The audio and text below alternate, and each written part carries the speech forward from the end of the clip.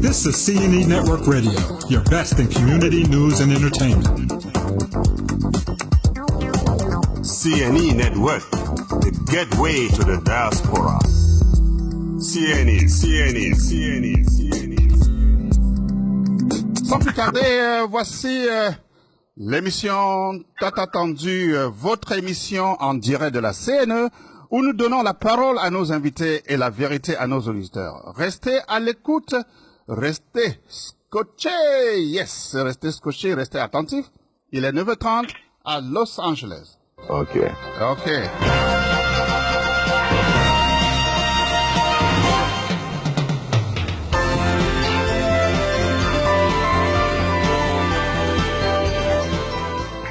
Oui, chers auditeurs et auditrices de la radio CNE, bonjour et bienvenue à l'émission Paroles et Vérités de ce samedi 14 juillet 2018.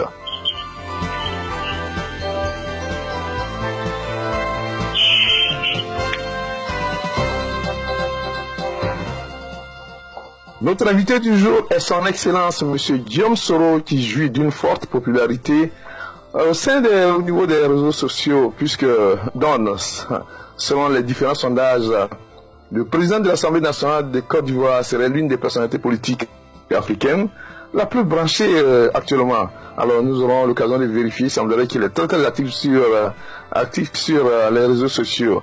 Alors nous allons le vérifier tout à l'heure, puisqu'on se demande est-ce que c'est lui-même qui réagit ou est-ce que c'est son équipe de communication. Alors je voudrais préciser pour nos auditeurs et auditrices qui voudraient poser des questions à notre invité de se patienter, car un temps leur sera accordé. Bien, sans trop tarder, voici votre émission Paroles et Vérités.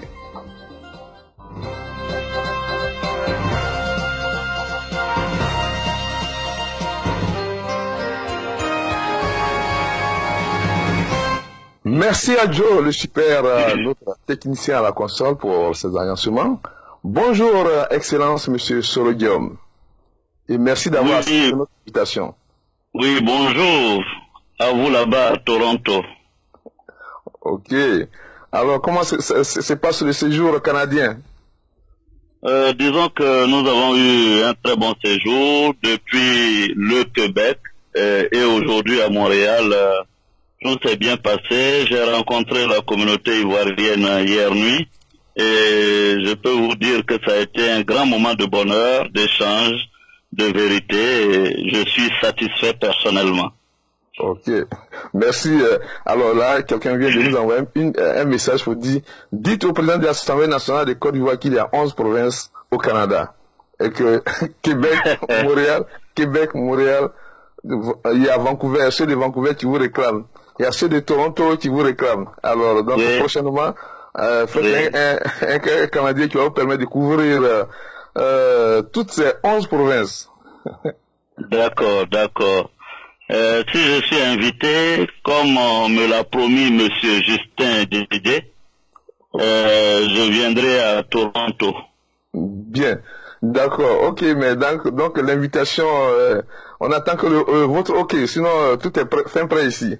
Alors, Excellence, depuis la publication de notre bulletin d'information, ils sont nombreux ceux ici en Amérique du Nord qui déjà vous suivent certainement dans les réseaux sociaux, mais seront ravis de vous écouter en direct sur la radio CNE, afin de vous connaître davantage. Sur ce, est-ce que vous pouvez vous présenter, Excellence?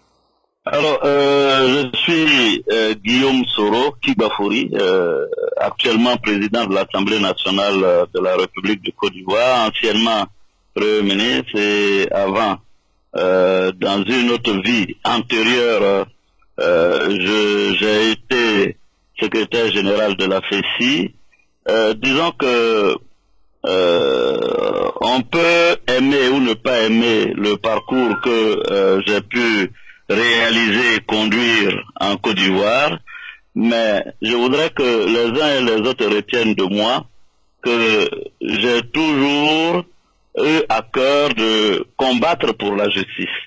Oui, je peux peut-être me tromper bien des fois, mais chaque fois que j'ai engagé un combat, c'était de mon point de vue pour la justice. Parce que mes premières années à l'université, qui m'ont amené à militer au sein de la FECI, c'était pour combattre l'injustice qui était faite aux enfants de pauvres que nous étions, qui arrivions à l'université après un brillant parcours au lycée, espérant avoir donc les commodités, notamment la bourse, pour suivre des études à l'université, et nous nous retrouvions dépourvus de ces commodités-là. Et c'est pourquoi j'ai rejoint la FECI, parce que j'avais trouvé que c'était totalement inacceptable pour les enfants de pauvres que nous étions. Il fallait aller corrompre le directeur des bourses pour pouvoir avoir une bourse. Vous voyez, voici d'où est parti mon militantisme syndical et par la suite mon militantisme politique. Ok, bien. Merci, Excellence.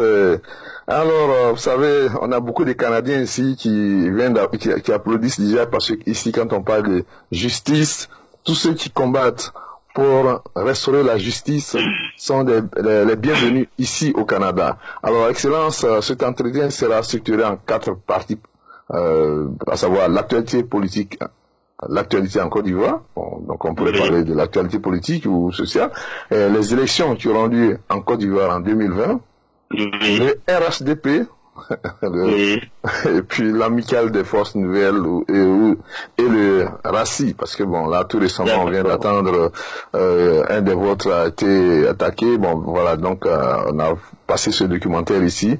Alors donc ce sont ces quatre petits points qu'on va essayer d'ébaucher parce que on n'a que 60 minutes. Alors on va aussi demander à nos auditeurs, tous ceux qui sont connectés, parce qu'on en a déjà 85 personnes qui sont connectés. Alors voici un peu les points. On ne peut pas, comme vous venez d'entendre, on ne peut pas parler de tout et de tout avec son Excellence M. Soro Guillaume aujourd'hui en 60 minutes. Donc nous allons nous limiter à ces 4 petits points. Alors Don, qu'est-ce que tu en dis? Oh, Justin, pas grand-chose.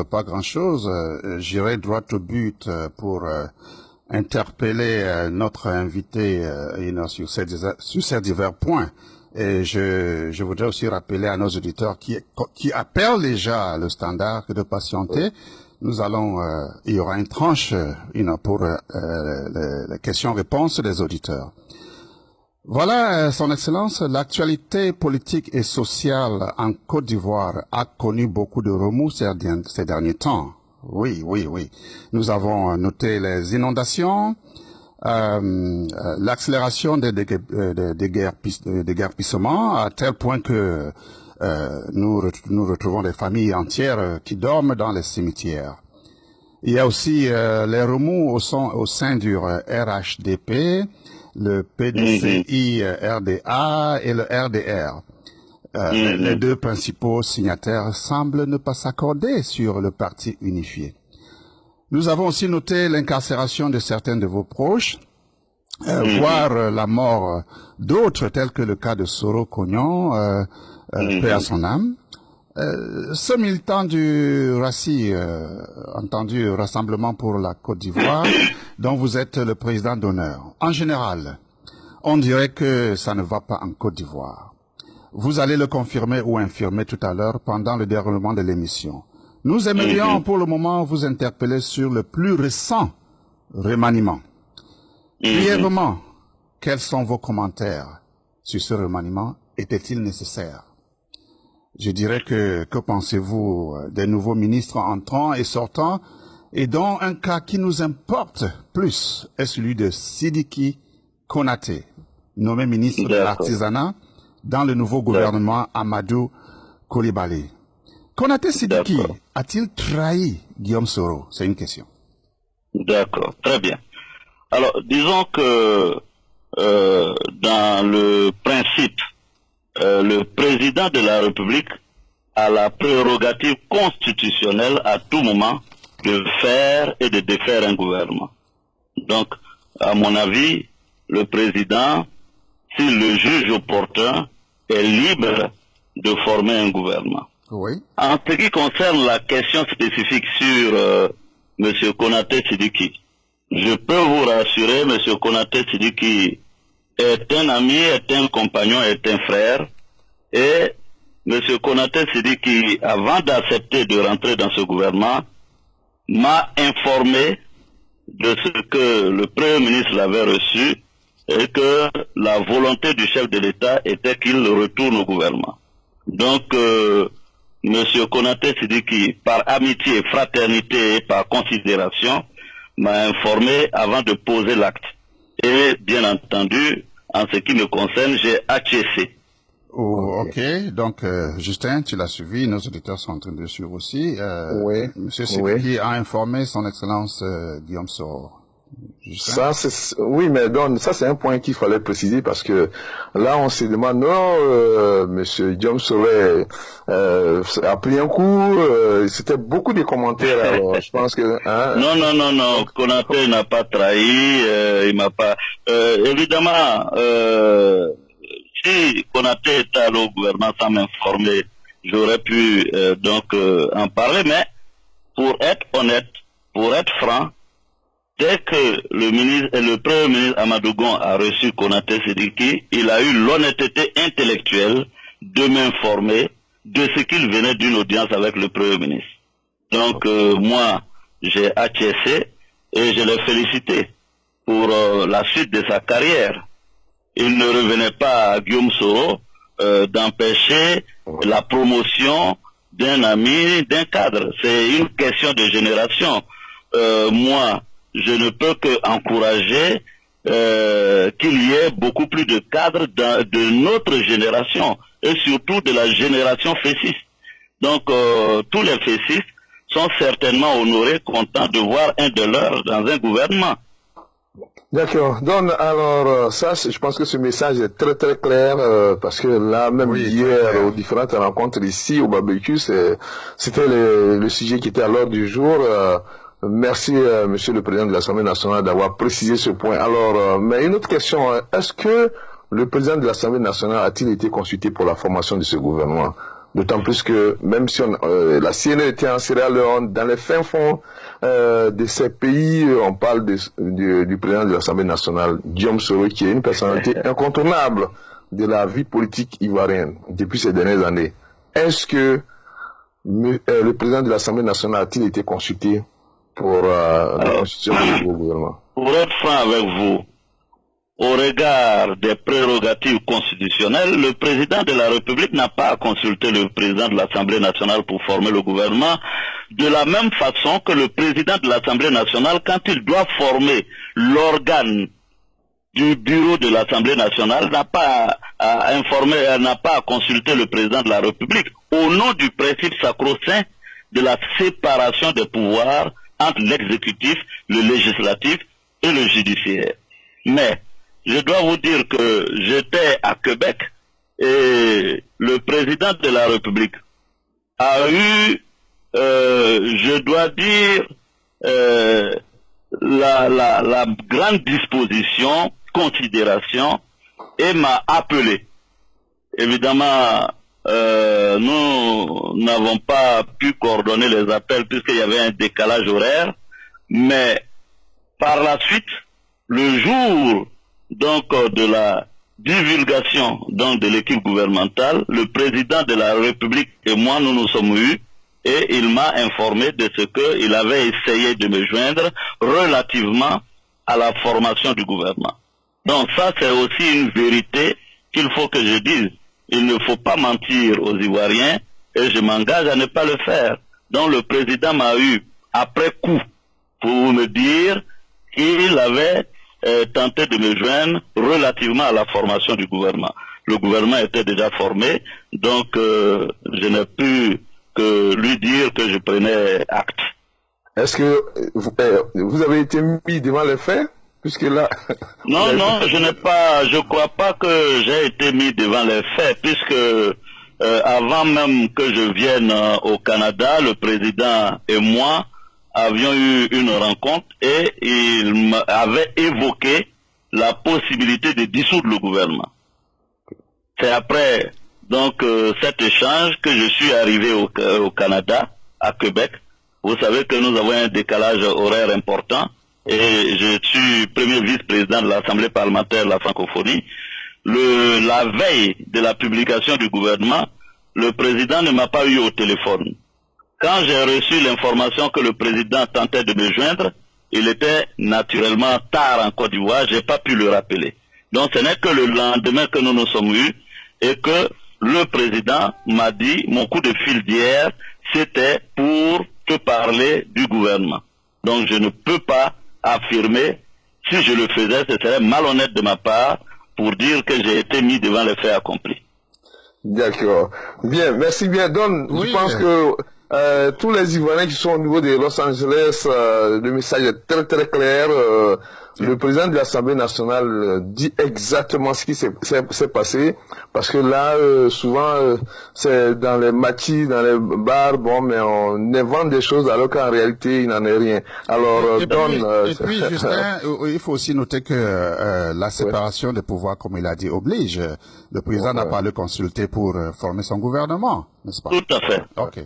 Donc, nous allons passer à une autre question, Justin. Les minutes s'égrènent. Alors, je voulais juste faire une précision. Oui. Effectivement, le président Henri Konan Bédié m'a informé aussi que le président ne l'avait pas consulté.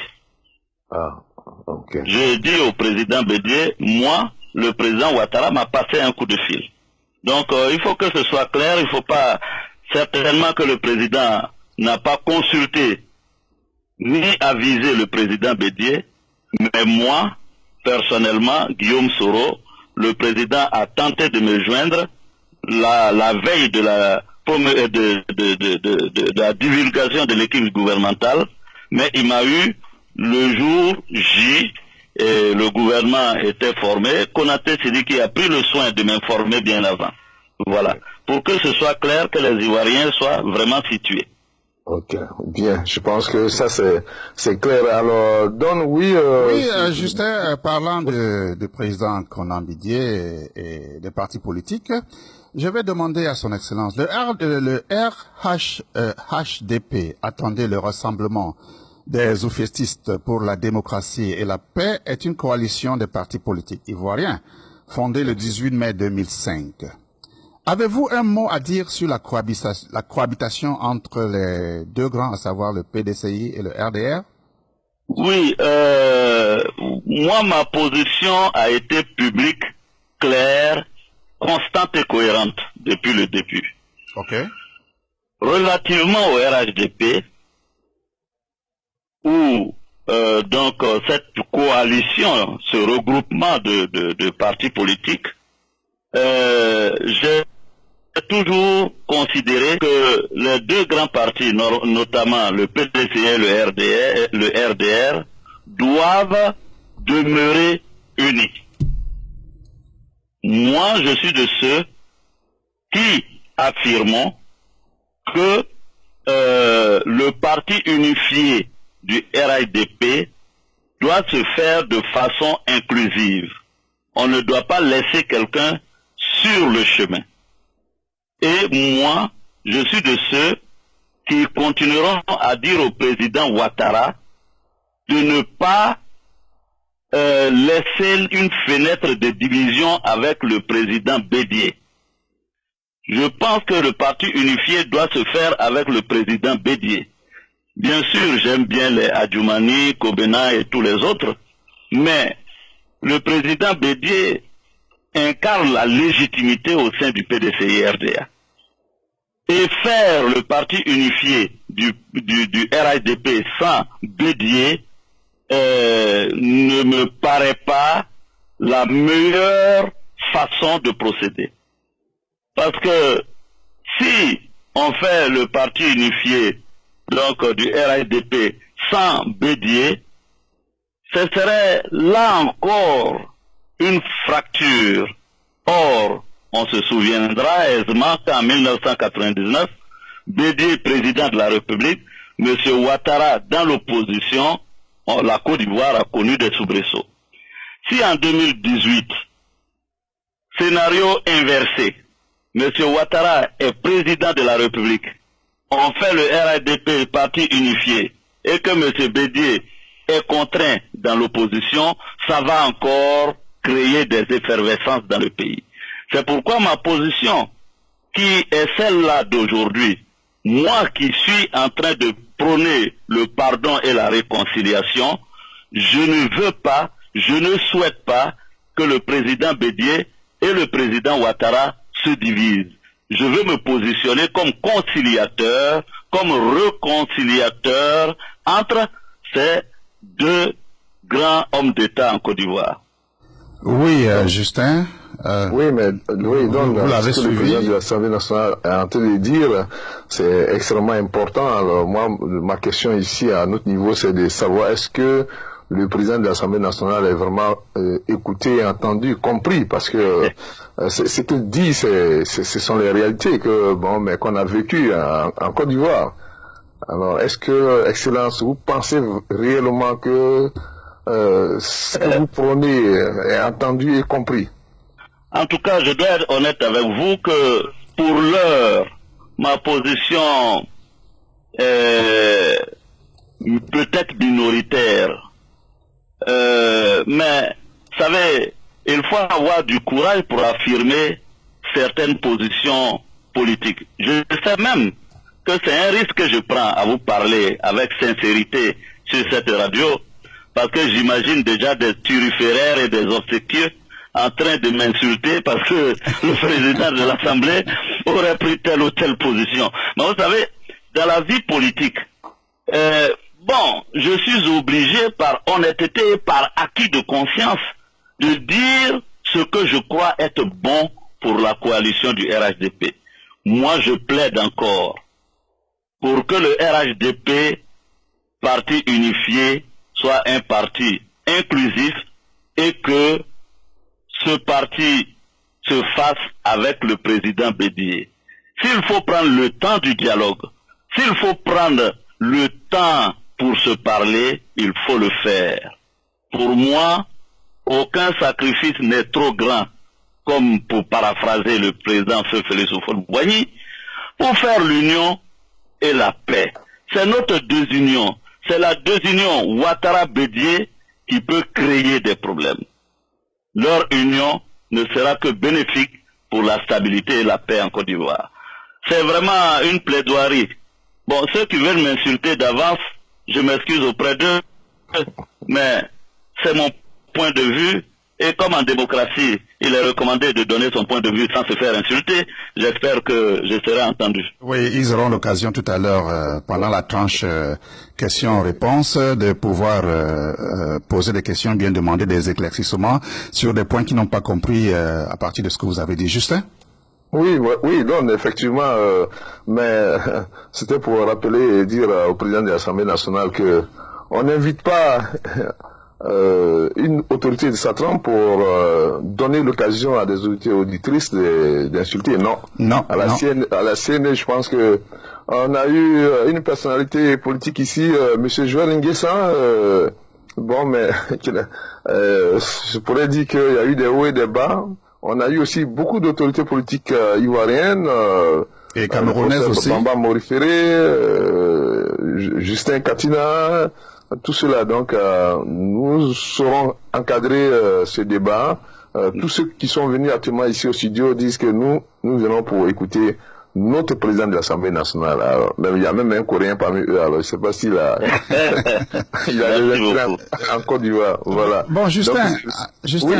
Avant que tu ne continues, j'aimerais encore informer nos auditeurs de patienter. Ils sont en train de vraiment bombarder le standard, de patienter. La tranche question-réponse sera ouverte bientôt. Vas-y, Justin. Voilà. Merci, Don. Il est important de le rappeler puisque nous avons invité Monsieur le Président de l'Assemblée nationale pour une causerie.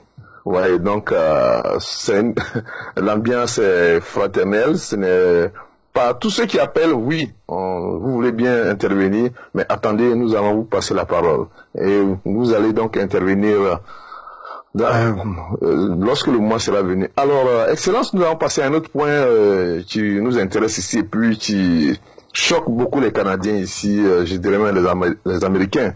Alors, la politique sociale du gouvernement ivoirien. Excellence, Monsieur Soro Kibafori Diom.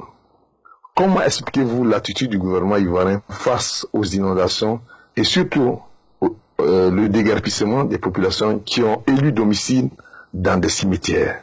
Vous avez parlé tout à l'heure de votre vie. Dans une vie antérieure, c'est notre secrétaire qui l'a noté, je me suis engagé en politique pour combattre pour la justice de l'Ouest.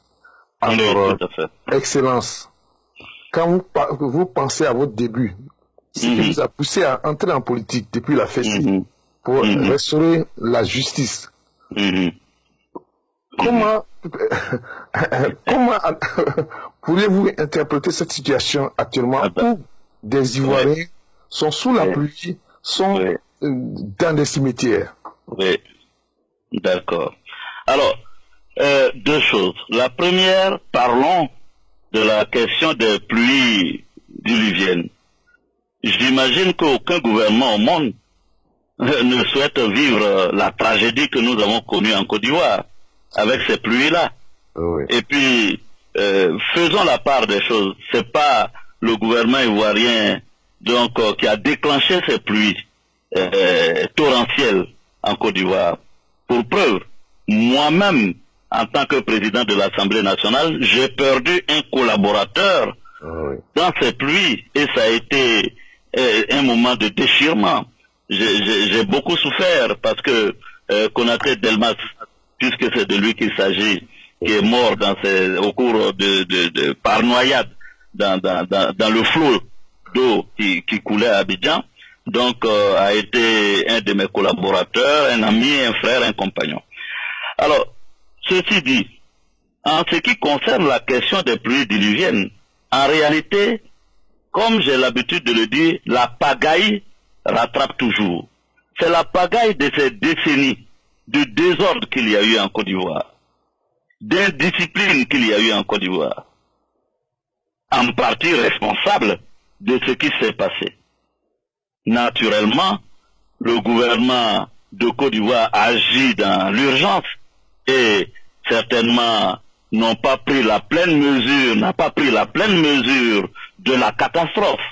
Mais là où vous êtes, monsieur Justin Didier, il y a eu des catastrophes naturelles aux États-Unis, comment on appelle, hurricanes, il y a eu des ouragans, il y a eu des choses, il y a eu des morts. Donc, quand il y a de telles catastrophes dans un pays, à mon avis, il faut que le peuple se retrouve pour trouver des solutions. Le vrai problème en Côte d'Ivoire, c'est notre désordre, c'est notre indiscipline et nous sommes tous responsables et comptables de ce qui s'est passé. Même au Japon, il y a eu des catastrophes. Donc, faisons la part des choses. Donc, en ce qui concerne les pluies diluviennes, ce sont des catastrophes. Aucun président ne peut être content que de voir 23 morts au cours de ces pluies diluviennes. Et je ne crois pas que le président Ouattara puisse s'en réjouir. On est tous désolés. Maintenant, en ce qui concerne donc les déguerpissements, ça c'est différent. Je conviens avec vous que c'est différent et que le gouvernement peut avoir une meilleure politique. Parce que j'ai reçu une délégation de ceux qui ont été déguerpis et à l'Assemblée nationale. Et si j'ai un reproche à faire au gouvernement ivoirien, à ma qualité de président de l'Assemblée nationale, c'est que le gouvernement n'a pas pris toutes les dispositions pour largement sensibiliser les Ivoiriens, pour largement informer le peuple de Côte d'Ivoire relativement à l'action gouvernementale de déguerpir les populations. Pourquoi je le dis? Je le dis parce que pour une telle opération d'envergure, le gouvernement aurait même pu demander à passer devant les députés pour les informer du programme et du chronogramme pour déguerpir les citoyens. Et nous, députés, on aurait joué notre rôle en allant auprès de nos mandats que sont les populations pour leur expliquer le bien fondé, les avantages et les préparer à, n'est-ce pas, à ce déguerpissement. Donc c'est ce reproche, je le fais naturellement. Les Ivoiriens chaque fois disent que l'Assemblée nationale est une caisse de résonance et qu'on est des bénis, oui, on applaudit tous les jours. Sachez qu'on n'applaudit pas tous les jours et qu'un président de l'Assemblée nationale peut même faire un reproche au gouvernement. C'est ça la démocratie. Et dans les jours qui viennent, nous avons inscrit cette question du déguerpissement à l'ordre du jour des débats de l'Assemblée nationale. Dans les jours qui viennent, nous allons inviter les ministres à l'Assemblée nationale pour venir s'expliquer et nous expliquer. Okay. Merci, Excellence, Monsieur Soro-Diom. Il y a une autre question rapide. Alors, vous avez parlé des pluies diluviennes. Il est vrai qu'aucun pays au monde ne peut se réjouir de ce qui s'est passé en Côte d'Ivoire, mais est-ce que, Excellence, Monsieur le Président de l'Assemblée nationale, est-ce que le gouvernement en a tiré les leçons? Parce que ce n'est pas une première fois, ce n'est pas une deuxième fois. C'est tout le temps que ça se passe. Alors, est-ce que pour cette fois-ci, où il y a eu près de 23 morts, ça c'est ce qu'on connaît, mais est-ce que le gouvernement en a tiré vraiment des leçons?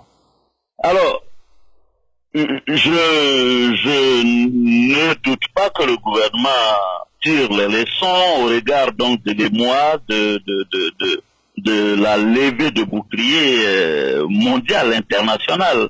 Mais en tout cas, ce que je peux vous répondre avec certitude, c'est que l'Assemblée nationale en a tiré des leçons. Et nous allons, en ce qui nous concerne, nous, Assemblée nationale, jouer notre partition pour que plus jamais une telle catastrophe d'une telle nature et d'une telle envergure ne se produise. Nous allons faire les recommandations appropriées au gouvernement. Ok. D'accord. Merci bien, Excellence. Alors, comme nous parlons de la politique sociale, et il y a déjà une phrase qui défile ici. Le président de l'Assemblée nationale de Côte d'Ivoire est entré en politique pour rétablir la justice dans son pays. Donc, est-ce que vous pouvez dire un mot, s'il vous plaît, sur l'incarcération de vos proches et la mort de ce militant du RACI, tué par des individus non identifiés? Oui, aujourd'hui, on arrête les proches du président de l'Assemblée nationale. Alors, est-ce que je dirais pas que le président devrait être n'est pas à l'aise, mais est-ce que oui. Oui, non, mais je vais vous avez dit que c'est la vérité. Je vous répondrai franchement. Ce qui s'est passé à Korogo avec la mort du jeune Soro Kognon est une honte et un choc que j'ai ressenti. J'étais au Canada quand ces faits se sont produits. C'est parfaitement inacceptable. Personne, je dis bien personne, en 2018 ne devrait mourir pour son engagement en politique. Personne en Côte d'Ivoire, en 2018, ne devrait mourir pour ses convictions politiques. Ce n'est pas ça la démocratie. Ce n'est même pas ça l'état de droit. Ce n'est même pas ça la République. Au regard des faits qui m'ont été comptés et restitués, ces jeunes gens voulaient faire, semble-t-il, une assemblée générale.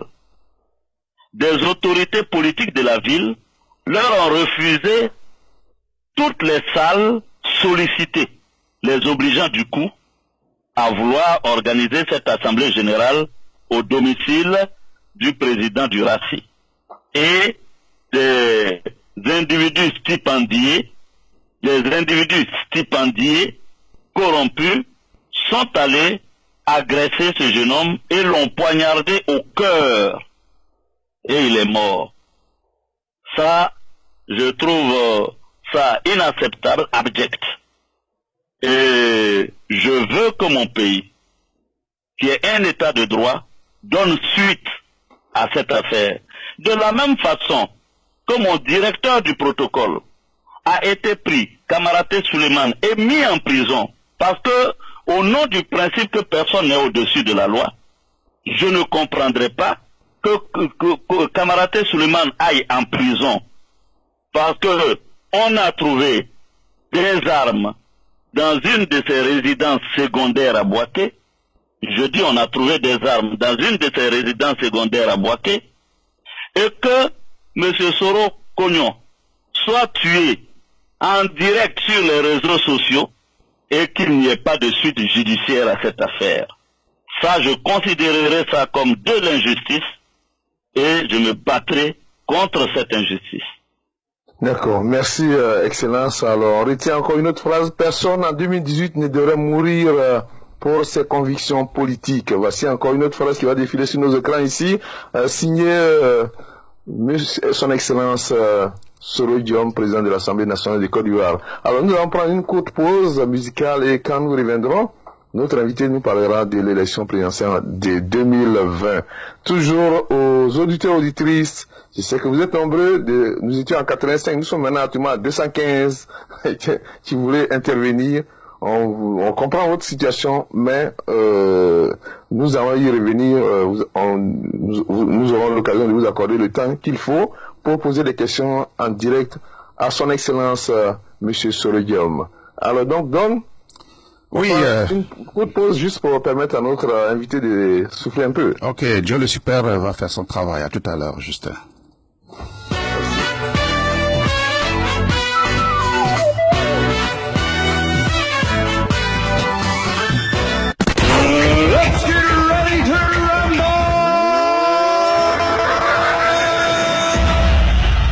CNN Network Inc., en anglais Community News and Entertainment Network Incorporated, est un réseau d'information, d'éducation et de divertissement à travers sa radio et télévision sur Internet, basé aux États-Unis, plus précisément à Los Angeles, en Californie.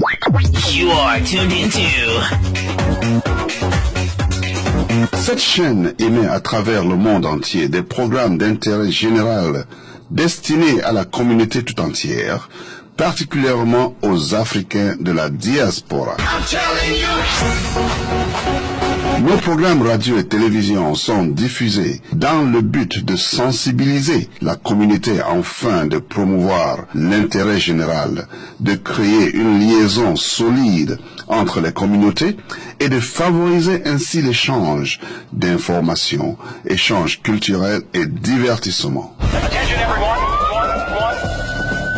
Dans cet environnement globalisé où l'information est capitale, le réseau CNE est ouvert aux individus de divers horizons de la vie, à savoir politique, sociale, culturelle, etc., pour explorer les idées, s'engager les uns les autres dans l'espoir de trouver un terrain d'entente pour une solution viable aux problèmes qui minent l'humanité.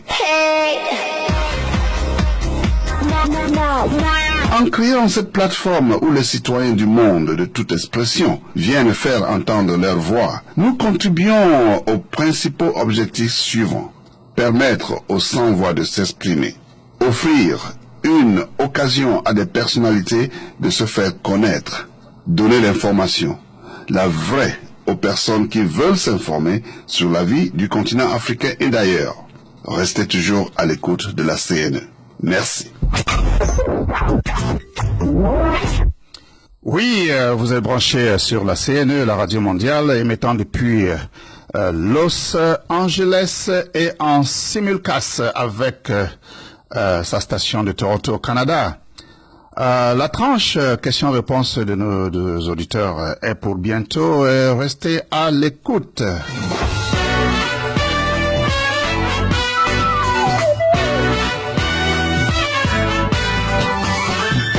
And now, message from our advertisers. CNN Network is not responsible for its content. Et maintenant, un message de nos annonceurs. Le réseau CNE n'est pas responsable de son contenu.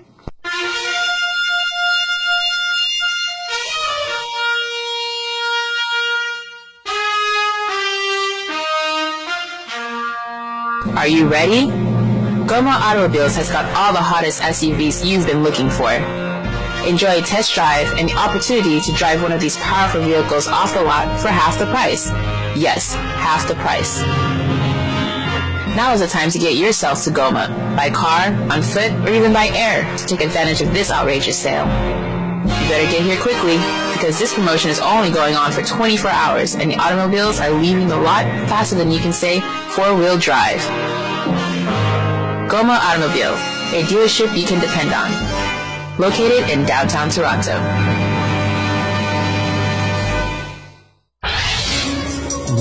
Retrouvez-nous à votre émission préférée, Parole et Vérité.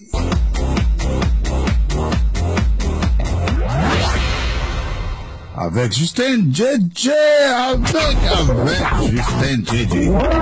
L'animateur incontestable est Joe, le super. Joe le super à la console technique. Parole et vérité. Sur la radio CNE pour donner la parole à nos invités et la vérité à nos auditeurs. Parole et vérité, une émission à ne pas manquer tous les samedis sur la radio CNE, la radio mondiale.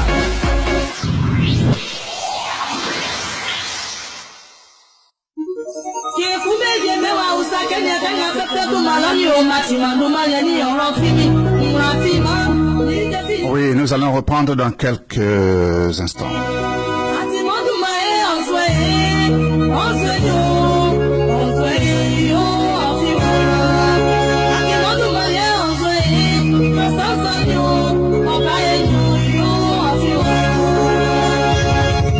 Prophète Jean-Marie, on y est, on y est mieux au Camus.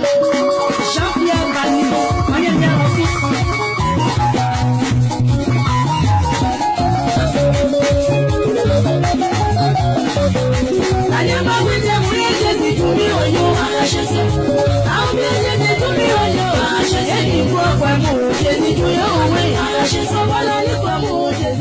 Oui, Justin, apprêtez-vous là-bas à Toronto dans quelques instants.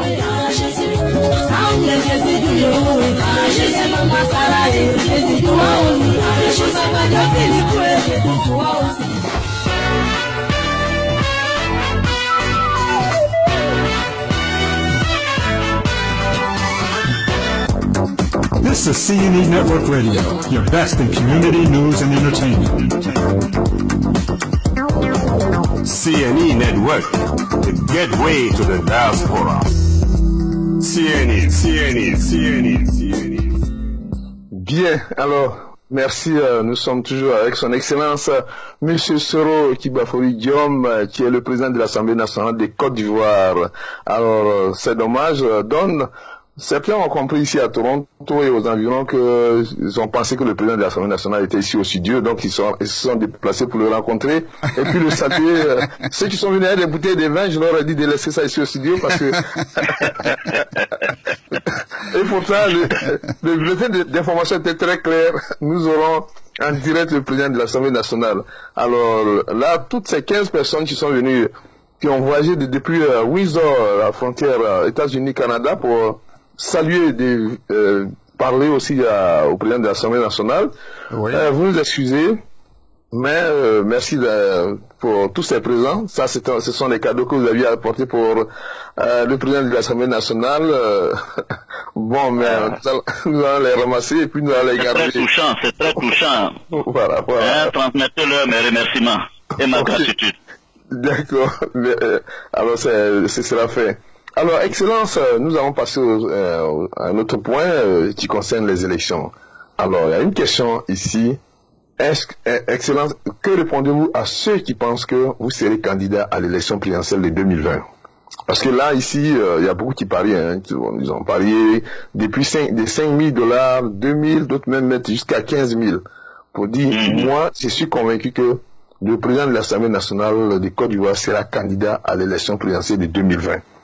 Alors, si cela gagne, c'est-à-dire si on voit le nom du président de l'Assemblée nationale sur la liste des candidats, alors il y aura beaucoup de riches ici. Alors, alors vous êtes aujourd'hui en direct à la CNE, qu'est-ce que vous pouvez répondre à que pouvez-vous répondre à ces personnes-là? Alors, naturellement, l'une des questions à laquelle j'ai toujours été confronté, et je peux vous assurer, Monsieur Justin, que je n'ai jamais donné d'interview sans qu'on me pose la question de savoir si je serai candidat en 2020. Et donc, le fait qu'on me pose cette question avec récurrence, régulièrement, m'amène depuis quelques jours à me décider à y réfléchir sérieusement. Donc, je vais réfléchir pour voir ce qu'il faut faire en 2020. Ok. Donc c'est une question qui revient tout le temps, et puis bon, mais alors donc son Excellence Monsieur Soro Guillaume, président de l'Assemblée nationale, dit que cette question revient tout le temps, donc il va y réfléchir. Alors c'est ce qu'on peut retenir. Patienter, et 2020 n'est pas loin, mais c'est loin. Voilà. Tout près n'est pas loin. D'accord. Alors donc, au niveau de Los Angeles, je pense que le message est clair. Hein? Le message est très clair. Le message est très clair. Il y a beaucoup qui sont déçus, hein? Ouais, parce qu'ils voudraient bien savoir si oui ou non le président de l'Assemblée nationale de Côte d'Ivoire sera candidat. Et il a bien dit d'attendre. Demande à tous ceux qui ont parié de trouver un middleman pour qu'il garde cet argent en attendant. Voilà, donnez-moi le temps de la réflexion. Vous savez, prendre de telles décisions, c'est important. Ouais. Donnez-moi le temps de la réflexion. Exactement. Okay. Oui. Bien, donc je repasse donc l'antenne de l'autre côté là-bas. On avait déjà eu ici le professeur Nyamsi Franklin, hein, 2 fois. Déjà, justement. Oh, oui. Donc bon, il a aussi hésité pour répondre à cette question. Alors, je vous passe donc l'antenne de l'autre côté là-bas. Oui, Justin, après cette question, nous allons ouvrir la tranche questions-réponses. Donc, que les auditeurs soient prêts déjà, qu'ils s'apprêtent. Les auditeurs qui peuvent les auditeurs qui ne peuvent pas nous joindre en direct peuvent nous envoyer leurs questions par SMS à partir de l'application CNE. Alors, Excellence Monsieur Sorom Guillaume, que pensez-vous d'un rapprochement entre Soro Guillaume et d'autres partis politiques autres que le RDR pour cette élection 2020?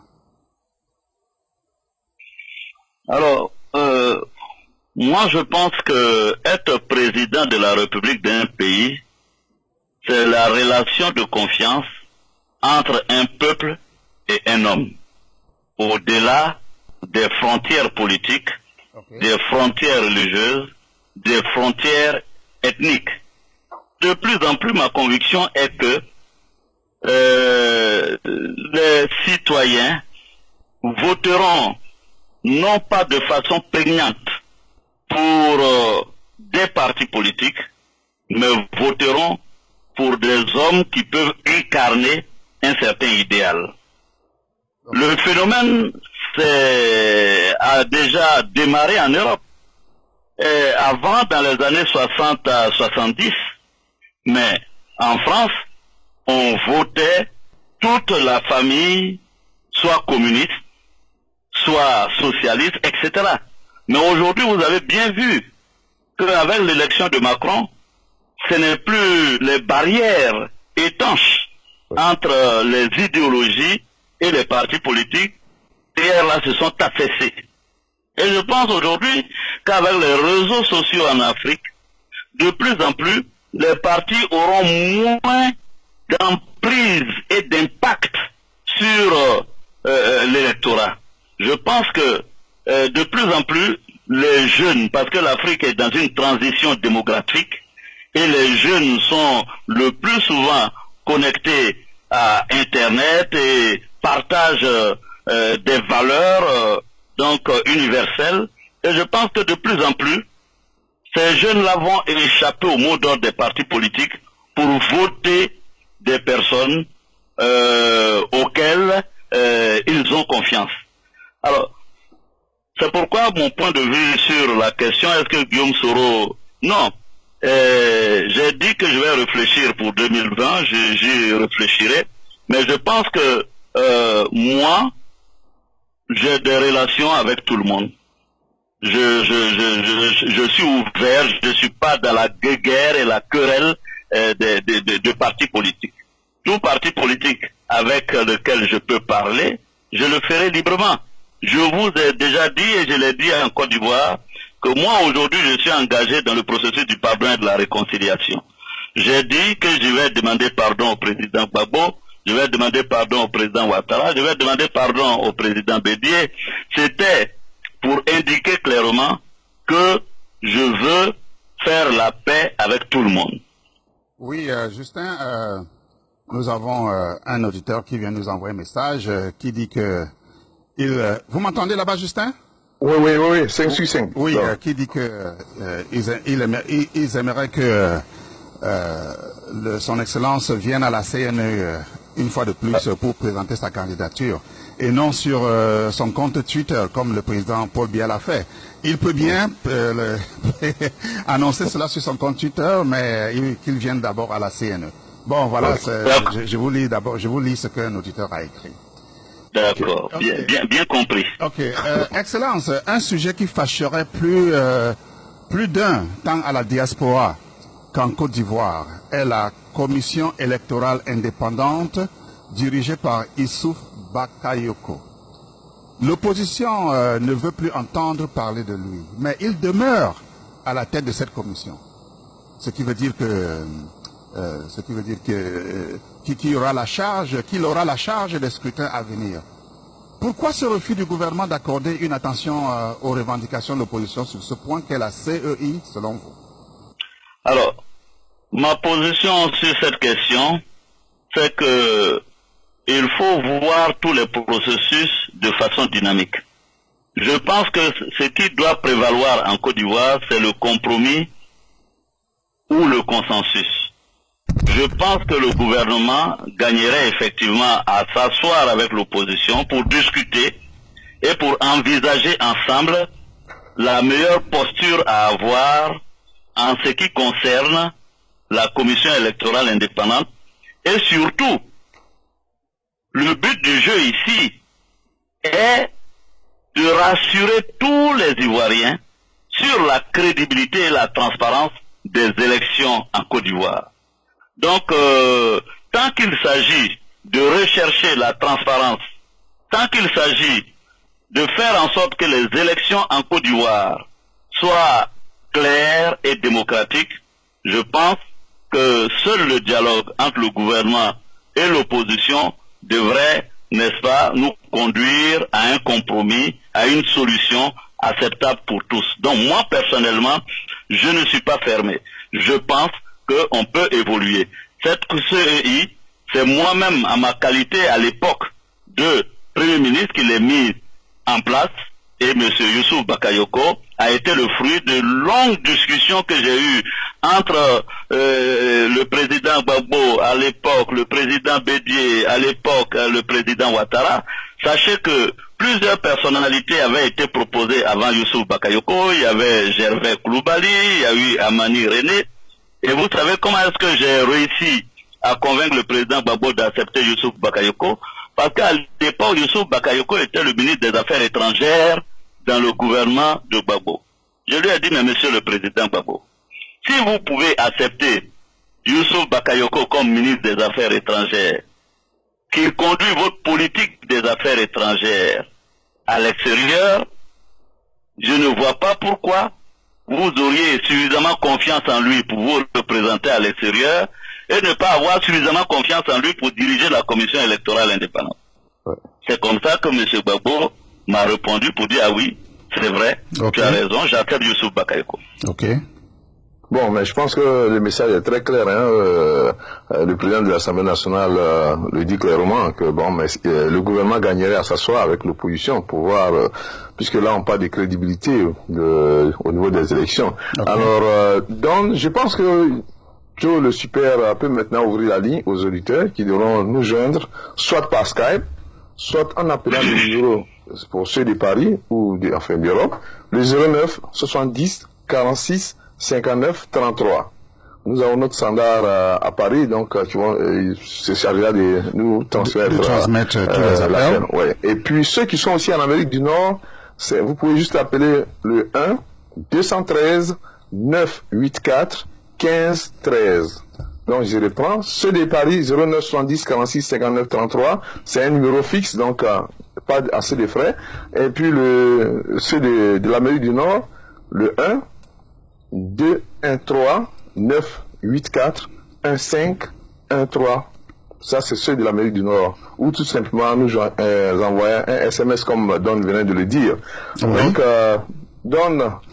Oui, Justin, je vais ajouter en disant que je vais rappeler encore notre règle d'or qui est le respect de la CNE, le respect de notre invité et le respect de soi-même. En ce moment, Joe le Super, le standard est ouvert pour nos auditeurs. Indiscriminate killing in Cameroon. People are dying, businesses are burned down. Many have become refugees everywhere. No one is safe, no one is safe in Southern Cameroon. Oui, Justin, le standard est ouvert. Tous les auditeurs qui voulaient appeler tout à l'heure, qu'ils puissent se signaler. Et nous allons prendre leur appel pour poser des questions à notre spécial guest. Et Oui, Justin, vas-y. oui, donc il nous reste 4 minutes, donc si à votre niveau, vous pouvez déjà faire la demande au moins pour... Non, c'est déjà accordé, c'est déjà accordé. Il faut seulement qu'on demande à notre invité si ça va, si on peut continuer. Pour au moins 15 minutes en plus. Ok. In their homeland.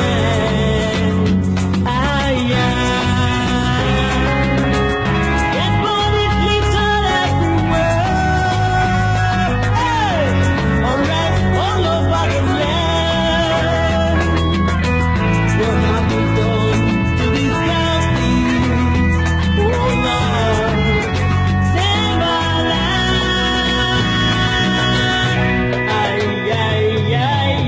Business is not as usual. Our people, business is not as usual. Many are in prison. Business is not as usual. Mass graves everywhere.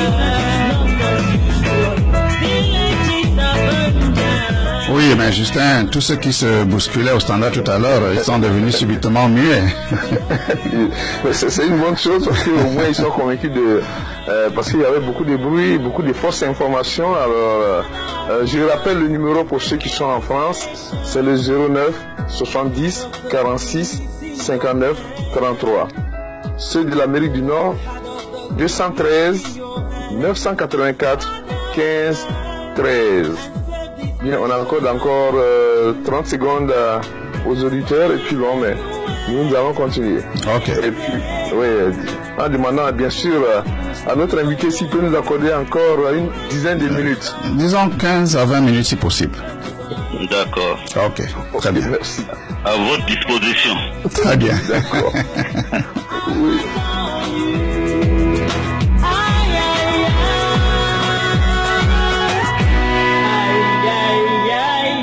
Business is not as usual. Killing all our people. Business is not as usual. Many are in prison. Business is not as usual. Mass graves everywhere. Business is not as usual. Pregnant women delivering children in not as usual. Business is not as usual. Villages are burned every day. Business is not as usual. Goes down every week. Business is not as usual. No school in Southern Cameroon. Business is not as usual. Who can help us from this mess? Business is not as usual. Except Jehovah, who help us. Business is not as usual.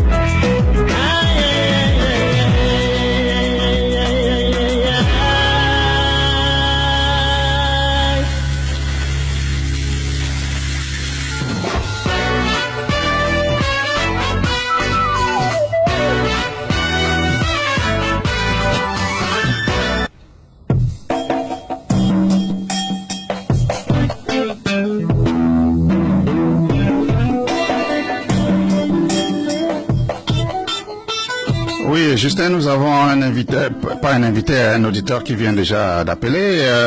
Veuillez nous dire votre nom et d'où vous appelez, s'il vous plaît. Oui, moi c'est M. Liadé. Oui, bonjour, Monsieur Liadé. Oui, bonjour. Il appelle d'où? Et vous appelez? Non, j'appelle de Paris. Ok. Oui, allez-y, monsieur Liadé. Ah oui, je peux arriver? Oui, allez-y. Allez-y. Voilà, excusez-moi. Voilà, d'abord, je voudrais vous dire merci et puis aussi remercier le président de l'Assemblée nationale qui a accepté de nous livrer quelques nouvelles concernant la Côte d'Ivoire.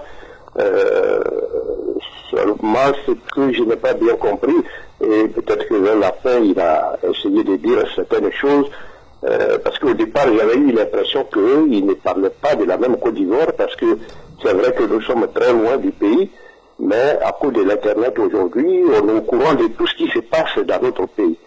Et ce que je voudrais lui dire d'abord, c'est pour le remercier d'abord, pour dire que le combat qu'il mène pour la justice, c'est une bonne chose, parce qu'il est dans une cohérence intellectuelle. Il avait pris les armes, et son livre qu'il a écrit, Pourquoi je suis devenu un rebelle, en 2005, moi je l'ai lu. Et il avait dit qu'il avait pris des armes pour l'injustice qui régnait dans le pays, etc., etc. Alors, je pense qu'aujourd'hui, on a l'impression que le pays est toujours coupé en deux. Quand on voit ce qui se passe, même lui-même qui a été quand même un des partisans de ceux qui sont au pouvoir aujourd'hui, un de ses membres a été assassiné, ce que vous avez dit tout à l'heure, et je trouve cela quand même décevant pour quelqu'un qui a travaillé, qui a donné sa poitrine pour que le RADP arrive aujourd'hui au pouvoir. Mais il est toujours dans le même combat, c'est-à-dire il est dans une lutte permanente jusqu'à ce que la vérité, la démocratie, la justice soient rétablies dans notre pays. C'est une bonne chose, parce qu'on ne peut pas s'arrêter en cours de chemin sous prétexte qu'il était hier partisan du président Ouattara et que Ouattara peut se permettre toujours d'aller contre les droits de l'homme. Et pour cela, je le soutiens dans ce combat-là. La deuxième chose que je voulais souligner, il veut être le réconciliateur entre Bédié et M. Ouattara dans le cadre du parti unifié. Mais je pense que M. Ouattara a été clair, et M. Bédié aussi a été clair. M. Ouattara dit qu'il forme un gouvernement, et ceux qui veulent appartenir à ce gouvernement sont seulement ceux-là qui accepteront la création du parti unifié. M. Bédié dit, voilà, il était question que le PDCI, que le prochain candidat du RADP sort du PDCI. Bon, ça, M. Ouattara ne l'a pas accepté. Est-ce que comment le président de l'Assemblée nationale, M. Guillaume Soro, malgré sa bonne volonté, comment va-t-il faire pour que ce que M. Bédié réclame aujourd'hui, il n'est pas contre le parti unifié, mais il veut que le futur cadre qui va être le candidat du RADP sorte du camp du PDCI.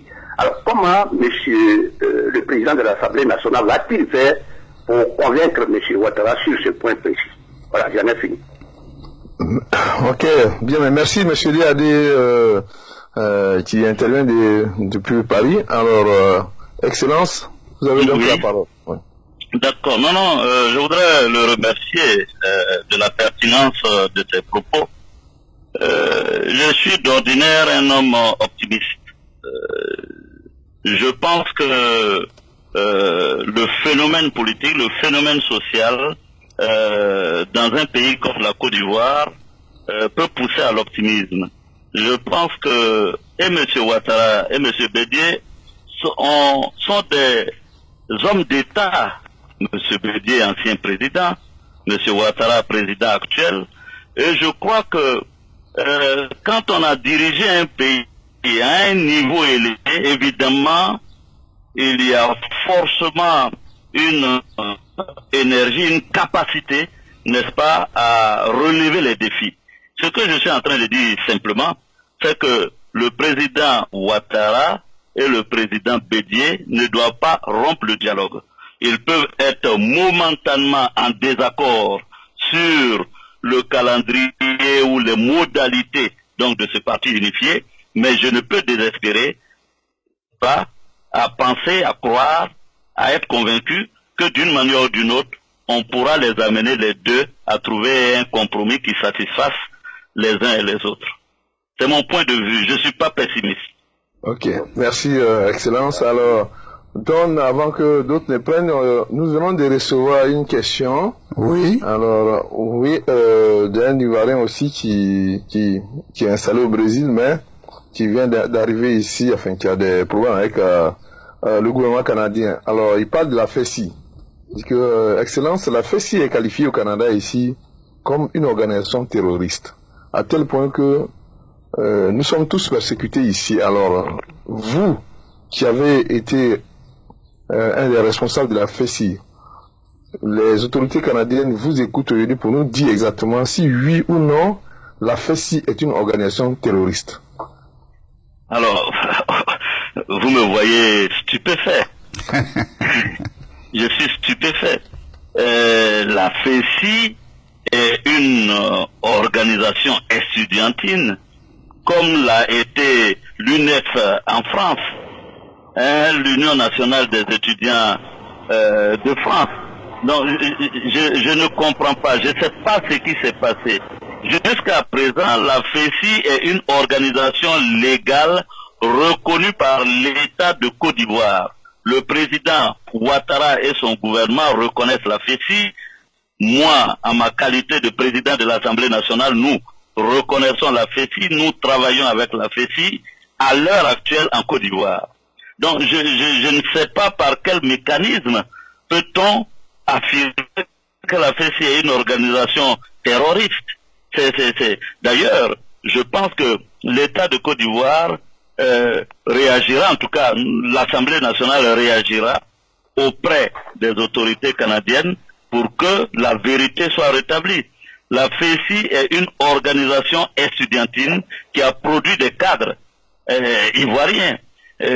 Certains ont été ministres, d'autres sont des directeurs. Et voilà, donc je suis stupéfait. J'ai pas de mots. Je suis surpris.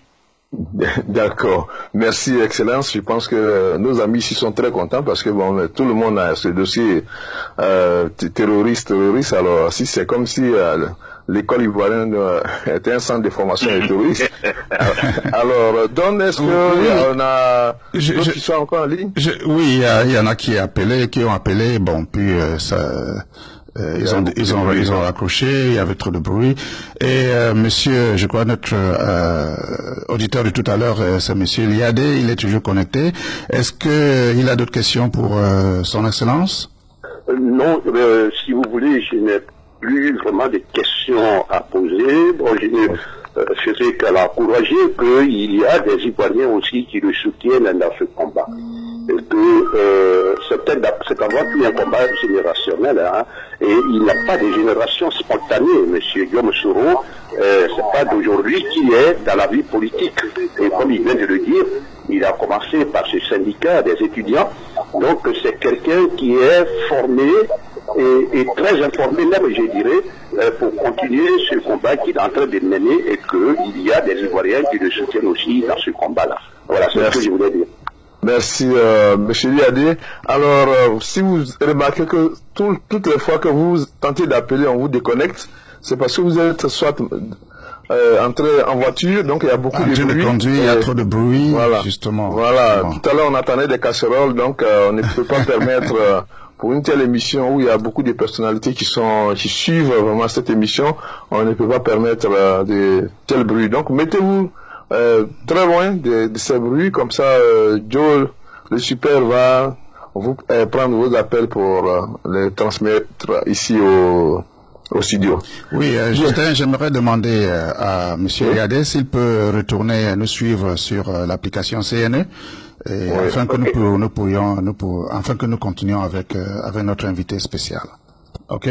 Bien. Oui, je pense que c'est fait, hein. Okay. C'est ça? OK, bien. D'accord. OK, mais Don, je pense que l'antenne est à votre niveau pour savoir quelles sont les dispositions que le président de l'Assemblée nationale prendra pour les prochaines élections. Je pense que c'est cela.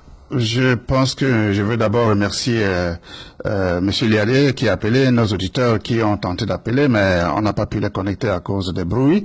Il y en a qui sont en voiture et qui veulent appeler. Bon, je pense que nous allons continuer avec notre invité spécial. OK, voilà. Son Excellence, vous êtes toujours connecté, n'est-ce pas? Oui, je suis connecté. Je suis connecté. Voilà. Puisque nous parlons d'élections, quelles sont les dispositions prises par Son Excellence, Monsieur Guillaume Soro, pour éviter à la Côte d'Ivoire une autre crise comme celle de 2010, quand on sait qu'en Afrique, généralement, les élections riment avec des troubles sociaux dans le pays. Alors. Votre inquiétude est justifiée. Oui. Votre inquiétude est justifiée. C'est pourquoi les bonnes volontés doivent dès maintenant commencer un travail donc de médiation. Je pense que les élections de 2020 doivent être des élections de la maturité. Et je pense que nous devons tous ensemble, y compris vous les journalistes, y compris vous les hommes des médias. Je vous donne par exemple, je vous donne un exemple d'une dérive. Hier, je rencontre la communauté ivoirienne à Montréal. Ok. Je donne des informations précises.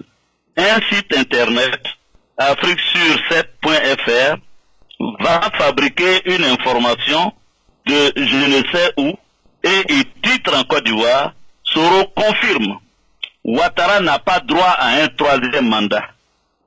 Bon, quand un site délibérément travestit des propos du président de l'Assemblée nationale ou d'un homme politique, bon, ça là c'est pour servir à quoi?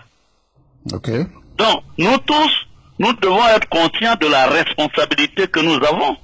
Ce site internet, naturellement, moi, qui ai été ministre de la communication et qui ai initié dans la loi sur la dépénalisation des délits de presse, je n'ai jamais poursuivi un journaliste, je n'ai jamais poursuivi ou porté plainte contre un article.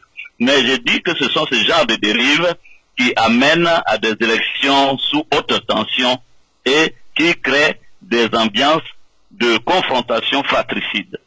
Je n'ai pas dit ça hier. Voilà ce que j'ai dit. On m'a demandé, on m'a simplement dit que oui, les présidents en Afrique changent les constitutions pour faire plusieurs mandats. J'ai dit non. Dans la constitution ivoirienne, il est inscrit 2 mandats. C'est tout. Alors, d'où vient-il que j'ai dit que Ouattara ne doit pas faire 3e mandat ou 4e mandat? Donc, vous m'avez posé la question sur des élections apaisées pour 2020. Je dis que tout le monde devrait s'impliquer, chacun devait jouer avec responsabilité son rôle pour que ces élections soient les élections de la maturité. Il faut qu'enfin, en Afrique, que le jeu électoral soit perçu comme une compétition de haut niveau, soit considéré comme un match de football à la Coupe du Monde. Ok. Que celui qui a perdu reconnaisse qu'il a perdu et que celui qui a gagné félicite du haut de sa victoire avec beaucoup d'humilité celui qui l'a battu. Oui, Justin, nous avons retenu la maturité des médias, la maturité du peuple et la maturité des candidats eux-mêmes. J'aimerais continuer, Excellence. Écoutons ensemble une de vos déclarations sur la réconciliation. Écoutons.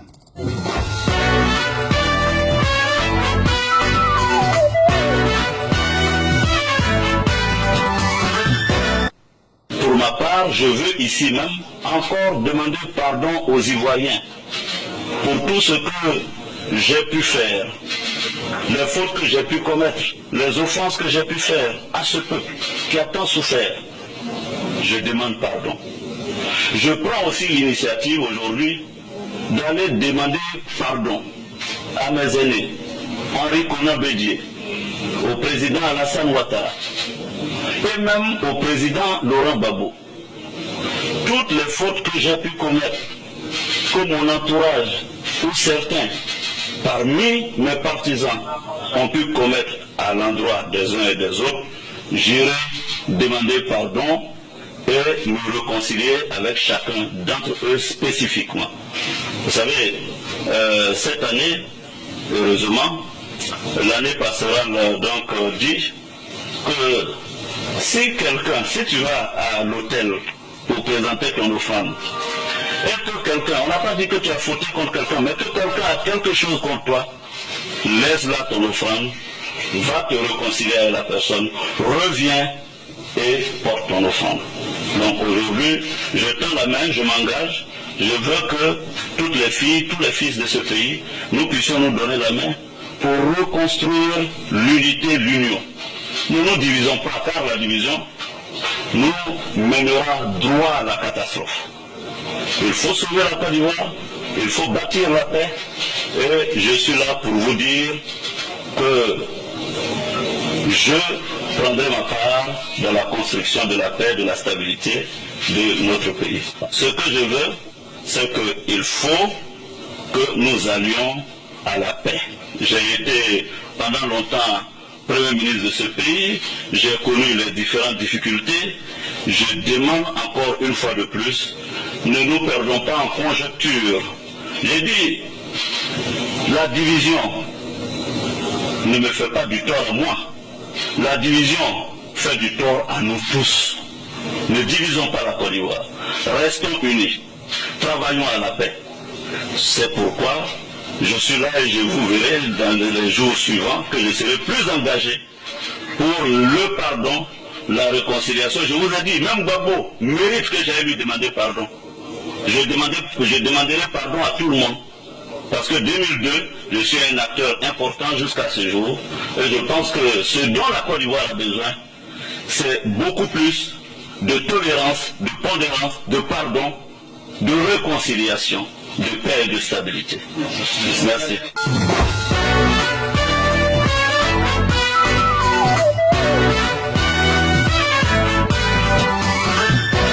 Oui, Excellence, Monsieur Oui. Guillaume Soro, pensez-vous que votre appel à la réconciliation a-t-il été entendu? Pour être franc, je pense que je ne suis pas encore suffisamment compris. Ok. Je ne suis pas encore suffisamment entendu parce que je vois les réactions diverses. Il y a ceux qui disent, ah oui, Guillaume Soro parle de réconciliation par opportunisme parce qu'il veut être candidat en 2020. Ça, par exemple, c'est faux. J'ai commencé à parler de réconciliation depuis 2004.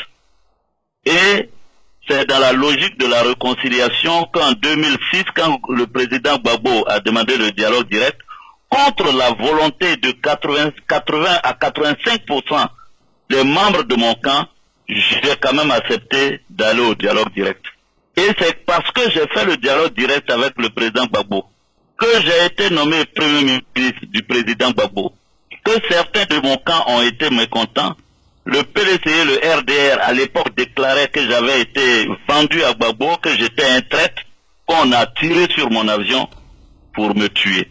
Ok. Donc, ma volonté de parler de pardon et de la réconciliation ne date pas d'aujourd'hui et ne peut pas être opportuniste. Je veux que les gens le comprennent. Et il y a ceux qui sont là, des radicaux, qui ne veulent pas entendre parler de pardon et de réconciliation. Pour eux, il faut poser des préalables. Mais je leur dis que dans le pardon et la réconciliation, il n'y a pas de préalable. Ils disent qu'il faut libérer tous les prisonniers. Mais moi-même, mon directeur du protocole est en prison. Vous ne pouvez pas quand même douter de ma volonté de le voir ou de mon souhait de le voir sortir de prison. Mais malgré toute la douleur, il faut aller au pardon et à la réconciliation. Bien, merci, Excellence. Alors, on vient de recevoir une question. Vous allez lire la question et puis avant qu'on puisse terminer cette émission, parce que là, on nous avait accordé 15 minutes. Donc, je vous passe la parole. Oui, la question est celle-ci. La question vient de Monsieur Serge. Est-ce que ce n'est pas utopique de penser à une élection mature lorsque aujourd'hui lorsqu'au jour d'aujourd'hui, si je lis bien, des journalistes, des étudiants et aussi des anciens cadres du pays sont détenus, pour certains injustement, puisqu'ils ont purgé leur peine. Le cas de Samba David. Qu'est-ce que vous en dites, Son Excellence? Excellence. Alors, il a parlé d'utopie. Je suis d'accord avec lui. Parce que rien de grand dans ce monde ne s'est réalisé sans un brin de folie. Donc, je crois pas me tromper à rêver d'une élection de maturité en 2020. Je suis aussi d'accord avec lui sur la question des prisonniers. Vous savez, moi-même, j'ai été en prison à plusieurs reprises en Côte d'Ivoire. À l'époque, j'ai fait la DST, j'ai fait la MACA. Pour ceux qui connaissent la Côte d'Ivoire, la DST, ce sont les cellules de confinement. Okay. Mais ce que je veux dire, c'est que je suis bien placé pour savoir ce que souffrent les uns et les autres qui sont en prison. C'est pourquoi j'ai demandé qu'on aille au pardon et à la réconciliation, parce que c'est ça qui va permettre que le cœur apaisé, le cœur tranquillisé, tout le monde soit libéré. Donc, je dis que il ne faut pas mettre de préalable au pardon et à la réconciliation. Je continue, moi, en tout cas, de plaider auprès du président Ouattara et du gouvernement ivoirien pour que on aille au pardon et à la réconciliation, pour que ceux qui sont en prison puissent bénéficier de la mansuétude donc du gouvernement. Certains peuvent dire pourquoi j'utilise le mot mansuétude, mais vous savez, quand vous êtes en prison, peu importe le mot qui est utilisé, vous voulez sortir de prison. La prison, justement. Voilà. Ok. Bien, oui. Merci bien. Oui, Justin, alors, Justin, oui. Une petite seconde là. Dans le message de réconciliation que nous avons joué tout à l'heure, nous avons fait jouer tout à l'heure par Joe le Super, Monsieur Soroguium a parlé, il y a eu une certaine métaphore là, où il parlait de cadeaux à l'hôtel, puis aller. Bon, ça n'a pas été bien perçu par certains auditeurs. Alors, ils sont en train d'envoyer des SMS sur notre téléphone là pour qu'ils puissent expliquer ce point là aussi. D'accord. Oui. Et s'il a aussi un commentaire à faire par rapport à cette déclaration. D'accord. Ok. Alors, non. Ce n'est pas une métaphore, c'est donc un écrit de la Bible. J'imagine que Monsieur Justin n'ignore pas que j'ai été ancien séminariste et que si les choses s'étaient bien passées pour moi, je serais aujourd'hui un grand prêtre qui serait peut-être en train de baptiser des enfants ou de célébrer des mariages à l'église catholique. Alors, dans la Bible, il est écrit que si tu vas à l'autel pour présenter ton offrande à Dieu, parce que vous savez qu'à l'église, donc, il y a un moment au cours de la messe où, donc, les chrétiens font des offrandes. Souvent, certains font des quêtes, etc.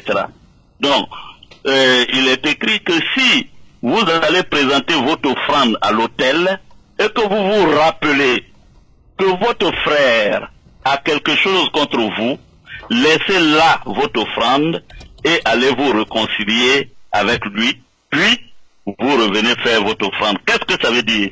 Ça veut simplement dire que Dieu nous dit qu'il est plus important de faire la paix avec le citoyen que nous voyons là. Exactement. Vous voyez? Oui. De faire la paix avec notre frère qui est là, que nous voyons, que nous pouvons toucher, que de vouloir, lui, aller lui faire des cadeaux que nous ne voyons pas. Donc, si vous n'êtes même pas réconcilié, si vous n'êtes pas prêt à faire la paix avec votre frère qui est là-bas, comment pouvez-vous dire que j'aime Dieu, que je respecte les commandements de Dieu? Donc, ce que Dieu dit, c'est de dire qu'il est plus important pour moi, Dieu, si tu fais la paix avec ton frère, c'est la plus grande offrande que tu me fais. Exactement. C'est pourquoi je dis que malgré donc les divergences, les querelles, les problèmes que nous pouvons avoir, moi aujourd'hui là, je suis prêt à me réconcilier avec le président Gbagbo. Je suis prêt à faire la paix avec le président Ouattara, le président Bédié. Donc c'est ce que j'ai dit. Maintenant sur cette déclaration que j'ai eu à faire à Abidjan, j'y crois fondamentalement. Je dis ici encore sur votre radio que seul le pardon, la réconciliation peuvent permettre aux Ivoiriens de faire des progrès. Je le dis tous les jours, mais les Ivoiriens ne m'entendent pas. Il y a un temps pour chaque chose.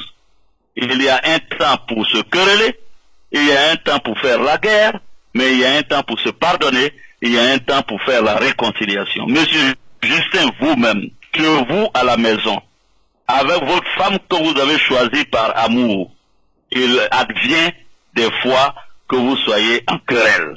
C'est vrai. Et vous passez après à la réconciliation. Même quand vous divorcez, il faut laisser la fenêtre du dialogue. C'est ce que je veux pour la Côte d'Ivoire. C'est clair, Justin, c'est clair. C'est un message, alors quelqu'un il vient d'écrire, il n'est pas trop tard, Excellence, vous avez encore votre place parmi les curés de Côte d'Ivoire. Et il y a une dame qui dit ici, imaginez une église où le pasteur est son Excellence Monsieur Soro Kigbafori Diom. Cette église, c'est toute la Côte d'Ivoire qui reste prier. Alors, bien. Alors, Excellence Monsieur Diom Soro, est-ce que vous avez un message de fin adressé aux auditeurs et auditrices de la CNE? D'accord. Alors, je voudrais d'abord vous dire ma grande satisfaction d'avoir participé à cette émission. Et ensuite, vous dire ma fierté. Parce que trouver des compatriotes ivoiriens à l'étranger, dans des pays comme les États-Unis, le Canada, et faire le travail que vous faites, je trouve que c'est brillant. Je trouve que c'est pertinent et vous faites la fierté de la Côte d'Ivoire. Vous êtes aujourd'hui des ambassadeurs pour nous dans ces pays. Et je veux vraiment vous saluer et vous féliciter. En toute honnêteté. Je ne connaissais pas cette chaîne. On m'en a parlé. Moi-même, je suis venu, j'ai fait cette émission. J'ai constaté et je suis fier de vous. Je salue Justin Djedje, mon autori. Il comprendra ce que je veux dire. Je salue les auditrices et les auditeurs, tous ceux qui ont pris le soin de me poser un certain nombre de questions. Je suis personnellement satisfait et je voudrais vous dire merci. Oui, Excellence, vous n'avez pas dit, vous n'avez pas salué Kimadon de Los Angeles. Qui ça? Le journaliste de Los Angeles qui parle, qui vous parle. Oui, vraiment. Je me rattrape. Je salue Kimadon. Notre ami de Los Angeles. Ouais. Kimadon. Oui, je le salue et je lui promets une prochaine émission en anglais. Je voudrais saluer aussi tous les Africains. Okay. Je dis bien tous les Africains parce que quand nous sommes dans ces pays, quand on est aux États-Unis, quand on est au Canada, nous parlons en termes d'Africains, d'Afrique. On ne parle pas en termes d'Ivoiriens, de Maliens, de Burkinabés, de Congolais. Nous sommes tous unis par nos racines africaines. Donc je veux saluer tout le monde. Exactement. J'aimerais juste préciser que je suis du Cameroun, mais je n'ai pas voulu le dire parce que je suis africain comme vous l'avez dit. Voilà. Merci beaucoup. Merci beaucoup. Bien, alors merci d'avoir été des nôtres. Merci pour votre fidélité à la radio CNE. On a une autre émission qui commence tout à l'heure en anglais, donc nos amis sont en train de se mettre en place. Et puis son Excellence Monsieur Diom Soro, président de l'Assemblée nationale des Côte d'Ivoire, comme vous l'avez si bien remarqué, était notre invité de ce samedi 14 juillet 2018. Oui, je suis donc Justin Guiguet depuis le studio CNE de Toronto. Passez une excellente fin de semaine et à très bientôt. Oui, Justin, le lien de cette émission sera disponible sur le site de la CNE ainsi que sur les divers réseaux sociaux. Les auditeurs souscrits à notre liste de contacts recevront un lien dans leur email. Contactez-nous en nous écrivant par email pour plus de détails. Je suis Kimadon. Passez une excellente fin de semaine, comme je viens de le dire, puisque tout s'est bien passé. Tous ceux qui disaient ça va chauffer, non, à la CNE, il y a une discipline qu'on impose à tout le monde. Et le respect. Merci. Et le respect. Et le respect de nos invités. C'est très important. C'est très important. Ok. Allez, donc, Don, à très bientôt et merci, Excellence, d'avoir été des nôtres. Et puis, nous vous souhaitons encore un bon séjour. Ok. Passez une bonne fin de semaine.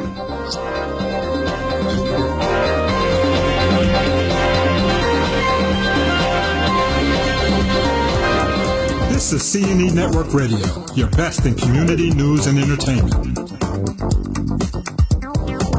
CNE Network, the gateway to the diaspora. CNE.